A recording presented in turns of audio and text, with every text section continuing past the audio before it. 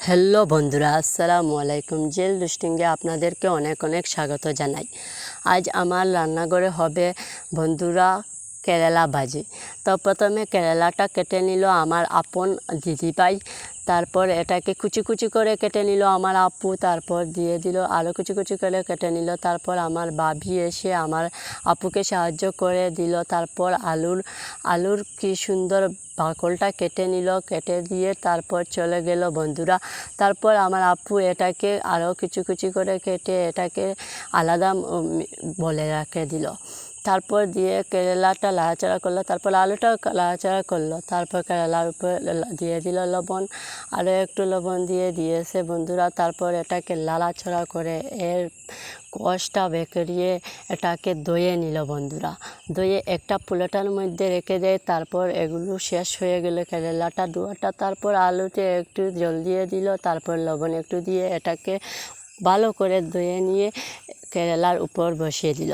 তারপর বন্ধুরা এটা তুলিয়ে নিল ভালো মতো। তারপর দিয়ে একে অপরকে মিক্স করে নেবে বন্ধুরা। এগুলোতে মিক্স করে সুন্দর করে নিবে, কি সুন্দর করে মিক্স করবে।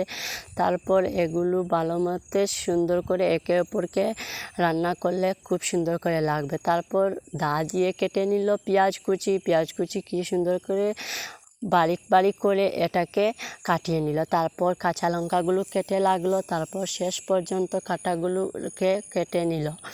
তারপর উনুনটাকে আগুন ধরিয়ে দিল। তারপর উনুনটাকে আগুন ধরার পর আবার এটার আগুন নিভিয়ে গেল বন্ধুরা। তারপর আবার ধরিয়ে দিল। তারপর এটার কড়াইটা বসিয়ে দিল। তারপর কড়াইটার উপর কি সুন্দর মিশিয়ে নিল, দেখছে তো বন্ধুরা। তারপর দিয়ে দিল পেঁয়াজ কুচি আর কাঁচা লঙ্কাগুলো ভালো মতো আর পেঁয়াজগুলো ভালো মতো লাল করে নিবে। তারপর বন্ধুরা লাল করে এটার উপর দিয়ে দিবে তেল। তারপর কি সুন্দর করে এরপর লাল হয়েছে বন্ধুরা, আর কি সুন্দর করে কাঁচা লঙ্কাগুলো সবুজ হয়ে ভাসছে। তারপর তেল একটু আমরা বেশি করে দিয়েছি বন্ধুরা, কারণ জল আর দেব না কেরালা ভাজিতে। তারপর দিয়ে দিলাম হলুদের গুঁড়া, তারপর দিয়ে দিলাম ধনের গুঁড়া, তারপর দিয়ে দিলাম জিরের গুঁড়া, তারপর দিয়ে দেব লবণ। তারপর লবণ দিয়ে এটাকে লাড়াচাড়া করে নিলাম। আমরা আপনাদের ভালো লাগে যদি এই রান্নাটা, তাহলে অবশ্যই লাইক কমেন্ট করবেন আর সাবস্ক্রাইব করতে ভুলবেন না বন্ধুরা। তারপর এর উপর দিয়ে দিলাম কেরালা আর আলু। তারপর 15 মিনিট এটাকে লাড়াচাড়া করে নিলাম। মশলাগুলো কি সুন্দর লাগিয়ে নিলাম বন্ধুরা। আর দেখো কড়াইটার নিচে আবার তেল ফুটফুট করছে বন্ধুরা। তারপর ঢাকনা দিয়ে দিলাম। তারপর 15 মিনিট পর আবার সরিয়ে নিলাম। তার এই পর্যন্ত আমাদের রেসিপি শেষ।